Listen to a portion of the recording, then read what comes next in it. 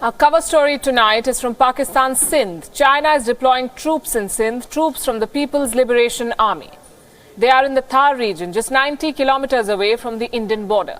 This information has come from the Indian intelligence agencies, and this is what we know right now. The PLA troops have been deployed to guard the coal mines of Thar. The Thar region is located inside the Thar Parkar district of Pakistan, just 90 kilometers away from the Indo-Pak border. Several Chinese projects are on in Sindh. They face stiff opposition from the locals there.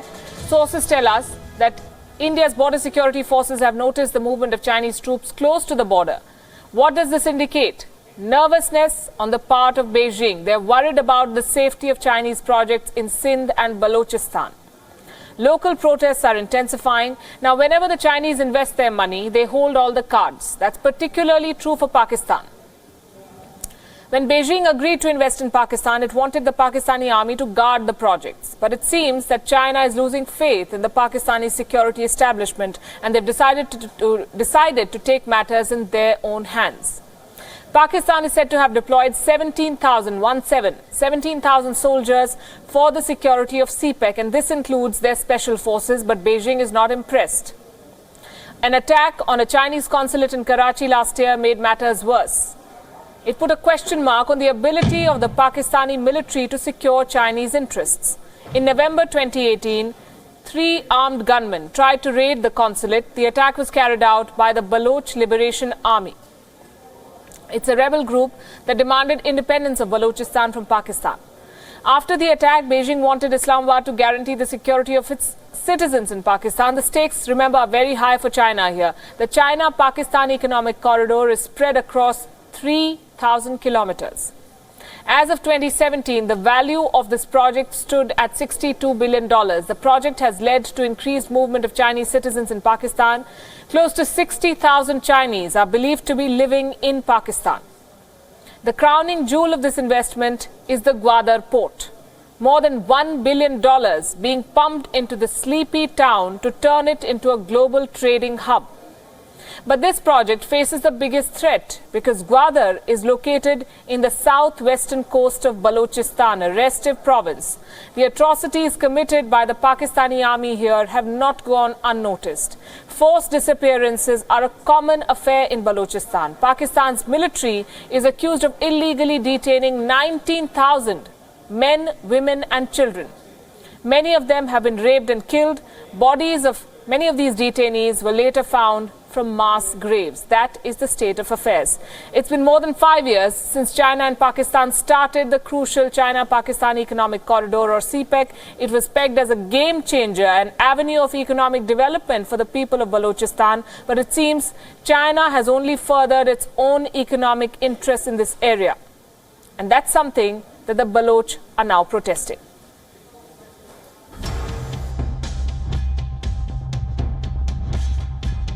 The China-Pakistan Economic Corridor starts on the Pakistani-Arabian Sea port of Gwadar and goes into China's Xinjiang region. Balochistan is crucial to the success of the multi-billion-dollar China-Pakistan Economic Corridor, or CPEC. But many sections of the Balochis want none of it. They're up in arms against what they see as Beijing's attempts at exploiting their natural resources without creating jobs or assets for the Balochis. Baloch activists who are opposed to China's growing presence in the region believe that in pursuit of its economic interests, Beijing is supporting Pakistan's army in its efforts to crush the Baloch movement for independence.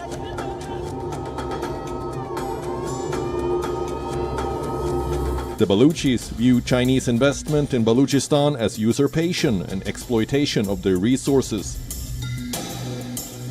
They believe that the Chinese projects are aimed at colonizing Balochistan and they must be resisted.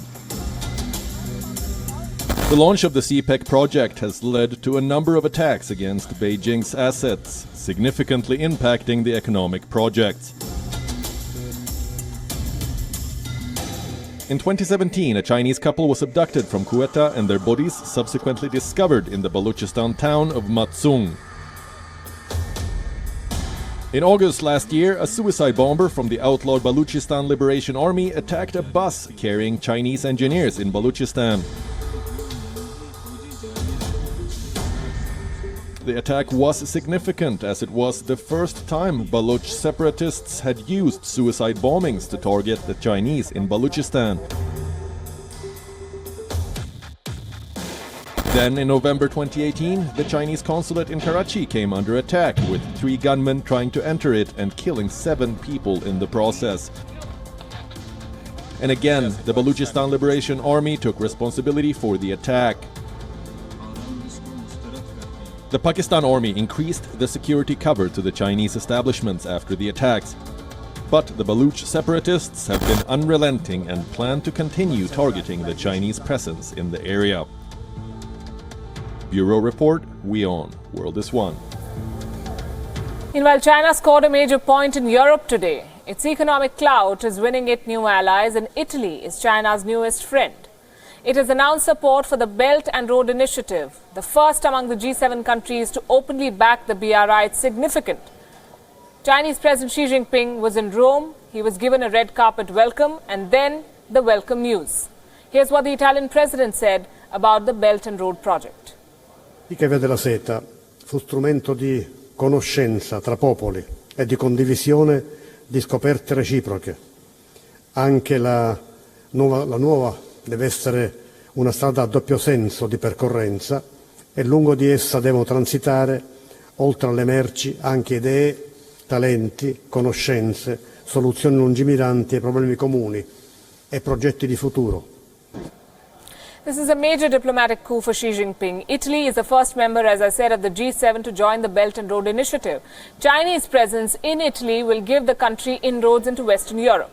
But beyond that, Xi Jinping has secured a point in China's favor against America. Both these countries, China and America, are locked in a trade war, and Italy seems to be siding with China at this moment. As expected, the Chinese president has welcomed Italy's decision. 是认为双方应该加强发展战略对接，挖掘在基础设施建设、港口物流、船舶运输等领域潜力，打造一批“一带一路”优质务实合作项目。 So why is Italy going against the tide? Italy was severely hit by the 2008 economic crisis. They're still recovering. The country has had a major political shift since then. The last election led to the rise of the far right. In an attempt to revive the economy, Italy is forging new relationships. It hopes that with Chinese investment in their ports, they can win back their status as a key link for trade between the East and the West. The European Union, meanwhile, is caught in the middle of this tug-of-war between China and America. Italy may have picked sides, but the others are still looking for a middle path. European leaders want a stronger shield against China. In fact, European leaders went into a huddle on Thursday to come up with a strategy to tackle China. A 10-point strategy is up for discussion today. The attempt is to balance the relationship. Why would they want to do that? Like most countries around the world, the European Union too is dependent on China for trade. China is the second biggest trading partner for this bloc, just behind America. So they cannot afford to anger the dragon. At the same time, they want to be assertive. So what do? They join hands and they push back. To do that, you need some bargaining chips. The European Union has found one. It has been critical of China's treatment of Muslims. The EU has spoken out against the unlawful detention of the Uyghurs. Beijing's response was swift. It is now working overtime to counter the bad press on Uyghurs. Recently, China released a white paper on terrorism, a white paper that called the Uyghurs terrorists. China claimed that it has arrested 13,000 people, terrorists, from Xinjiang over the last 5 years.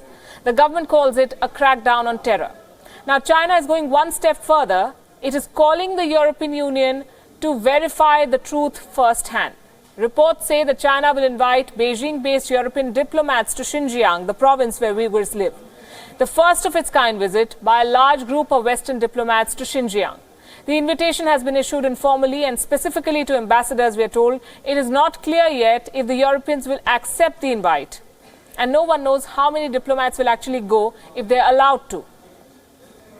It is unlikely that there will be many. Xinjiang is cut off from the world. One cannot move freely and visit this region. The movement of every person is watched by the Chinese state. In January, a group of reporters was allowed to visit one of the detention camps there. Many felt that the entire exercise was an orchestrated lie. The Muslims living in this camp were forced to parrot the line of the Communist Party.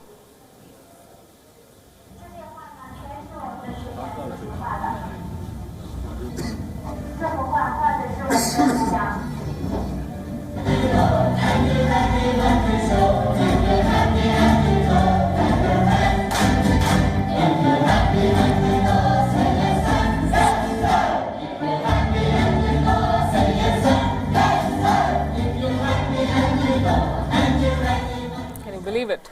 More than 1 million Uyghur Muslims are locked up in detention camps. These camps are China's way to force Muslims to give up their religion and pledge allegiance to the Communist Party. What is to say that the European Union envoys will not be subject to another such Chinese farce, but full marks for trying. Boeing is facing the heat as US lawmakers seek a reply of the Ethiopian Airlines crash. 2 Boeing 737 MAX aircraft have suffered crashes in the last 5 months, resulting in the death of more than 300 passengers.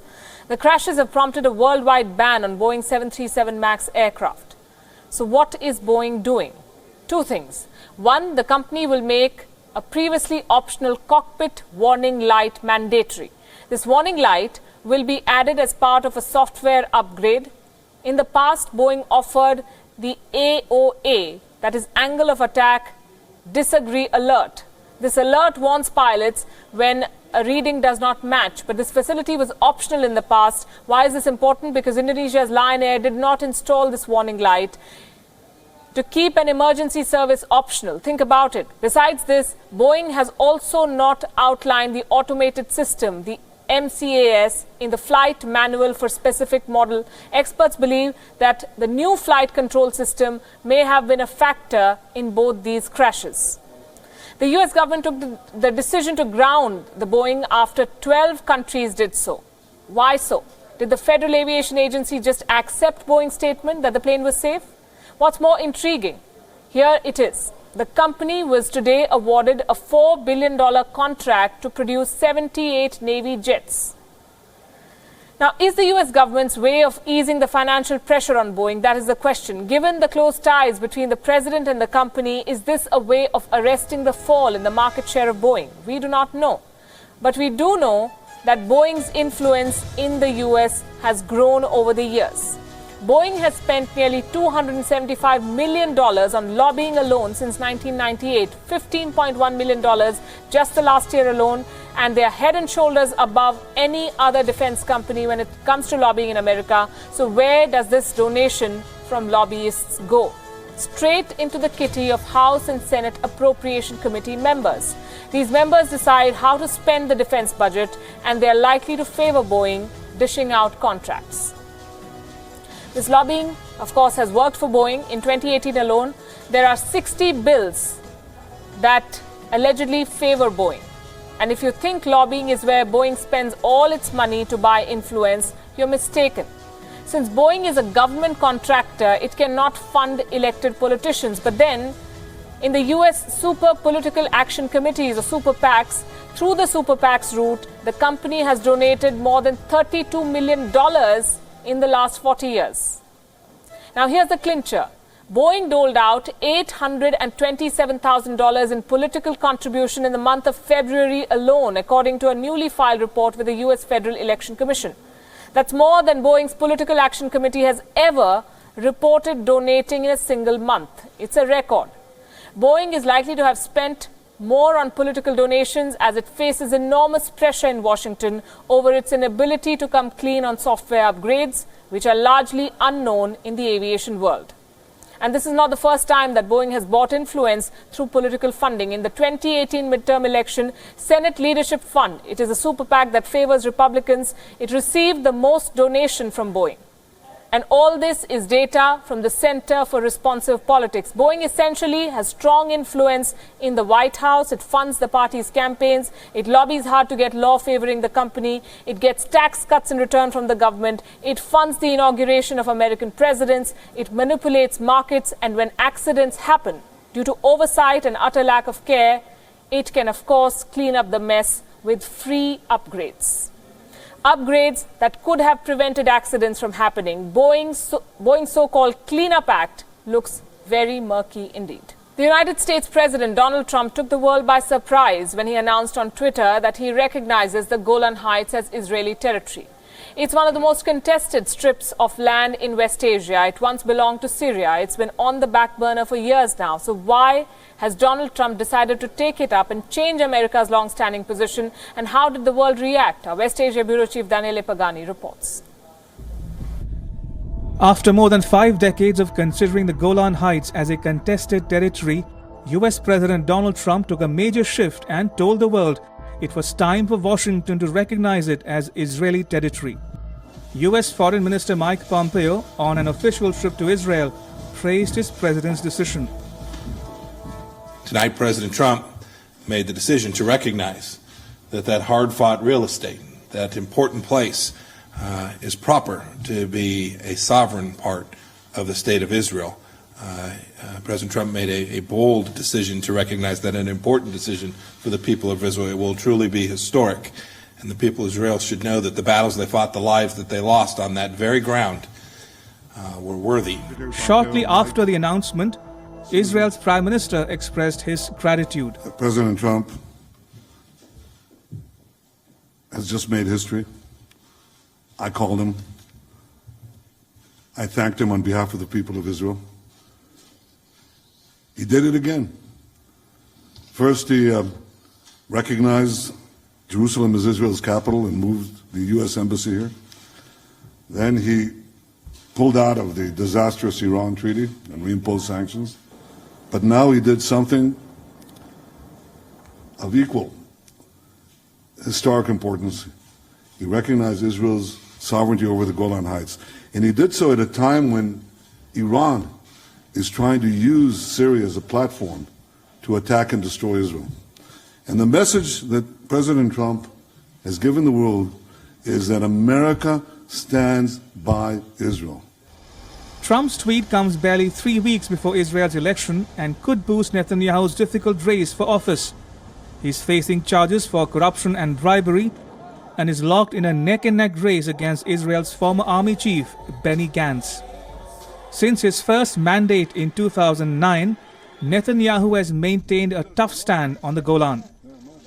The Israeli Prime Minister personally pushed the US to recognize Israel's sovereignty during his first meeting with President Trump in 2017. The fertile Golan Plateau was part of Syria, but Israel militarily occupied it during the 1967 war and unilaterally annexed it in 1981.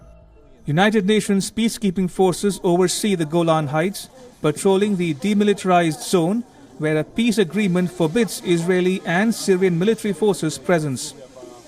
Israel's annexation is not internationally recognized. The UN Security Council Resolution 497 defines it, quote, null and void without international legal effect. Syria has always claimed the Golan Heights back. Military and diplomatic attempts to retake control over this area have repeatedly failed. An estimated 40,000 people between Israeli settlers and members of the Druze religious minority live in the Golan Heights. The Syrian government condemned Trump's unilateral decision and pledged to continue its effort to retake the Golan Heights. Turkey and the Arab League echoed Syria's condemnation. Türkiye'nin ve İslam İşbirliği Teşkilatı'nın böyle hassas bir meselede sessiz kalması, emrivakilere boyun eğmesi düşünülemez. Golan Tepelerinin işgalinin meşrulaştırılmasına asla izin veremeyiz. Russia, a staunch ally of Syrian President Bashar al-Assad, said Trump's decision is in violation of UN decisions. Israel claims that it is now more important than ever for them to keep control over the Golan in order to control all Iranian activities inside Syria. Israel is conducting a parallel war in Syria and has launched some 200 airstrikes against Iranian positions based in the country. Iran has militarily supported the Syrian government throughout the war and deemed US decision over the Golan Heights as illegal. When it comes to countering Iranian presence in Syria, there is hardly a place more strategic than the Golan Heights. The plateau gives to the Israeli army the chance to oversee what is happening inside Syria and to keep an eye on Iranian movements inside the neighboring country. And when it comes to President Donald Trump, well, Washington is spearheading an international attack against the Iranian premises, against the Iranian expansion in West Asia. And Israel is, of course, the most important ally they have in this struggle in West Asia. Daniele Pagani, reporting from Jordan for Wion, World is One. After a torrid couple of weeks where Theresa May lost the support of the House more than once, the European Union has finally agreed to a delay in the Brexit deadline. Britain can breathe easy, at least for now. So for how long is this deadline deferred? Till the 22nd of May. But Theresa May is in a hurry. She wants to have a third meaningful vote as early as next week. Meaningful vote on what, you may ask? After all, the House of Commons have been voting on one thing or the other for the last few days. Theresa May's Brexit deal has already been voted down twice. And the Speaker ruled out another vote on May's deal last week. But looks like that deal is again back on the table. But even this did not come easy for the United Kingdom. The EU initially rejected Theresa May's proposal for a delay and imposed their own. It's a two-part timetable. So what's the agreed Brexit plan as of now? The UK will be offered a delay until the 22nd of May. But for that to happen, lawmakers must approve the withdrawal deal negotiated by the EU next week. What happens if the House of Commons does a House of Commons? That's vote this deal down even next week. If Theresa May's deal fails next week, the EU will back a shorter delay. That is until the 12th of April, so the deadline shrinks, allowing the UK time to get the deal through or to indicate a way forward. The Prime Minister has welcomed the decision. Of course, she will welcome this. After all, she gets another chance to get her deal passed. I think what this decision tonight does is show the clear choice that is available, open to MPs. Getting the deal through next week in a meaningful vote means that we can have that extension to the 22nd of May, get our legislation through, deliver on the referendum, leave the European Union and do it in an orderly manner. Not getting that vote through means that we will, obviously, as the Council has said, come back to the Council before the 12th of April with a plan for the way forward. But that, if it involves that further extension, would mean us candidates being stood in the European parliamentary elections. I think the choice is clear for people. But the dissonance between the UK and the EU continues to persist. Soon after Theresa May's optimistic statement, the European Council President Donald Tusk said that all Brexit options were still open for Britain until the 12th of April. In the first scenario, that is, if the withdrawal agreement is passed by the House of Commons next week, the European Council agrees to an extension until the 22nd of May.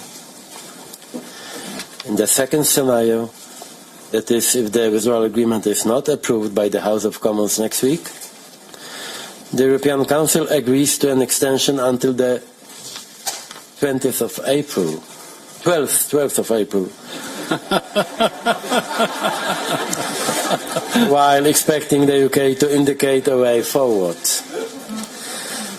What this means in practice is that until that date, all options will remain open, and the cliff edge dates will be delayed. The EU nations have issued a warning to the UK as well. Germany's Merkel says a no-deal Brexit would hurt economies across the continent. Das war eine sehr ehrliche, wichtige Diskussion heute und wir sind auf alle Szenarien vorbereitet. Wir wünschen uns nach wie vor, dass es einen geordneten Austritt Großbritanniens aus der Europäischen Union gibt. Aber wir müssen uns auch auf andere Möglichkeiten vorbereiten, damit sie für die Menschen in Europa akzeptabel sind. Nous avons voulu apporter des réponses claires qui soient compatibles avec notre propre agenda. Mais maintenant, il appartient aux Britanniques de lever les ambiguïtés qui sont les leurs. Nous n'en avons pas. Nous avons donné deux dates très claires. Having said all of that, Britain could still crash out without a transition. Will the United Kingdom go with Prime Minister Theresa May at last? They have so far shown what they do not like. It's time for the UK to decide what they want from the Brexit process.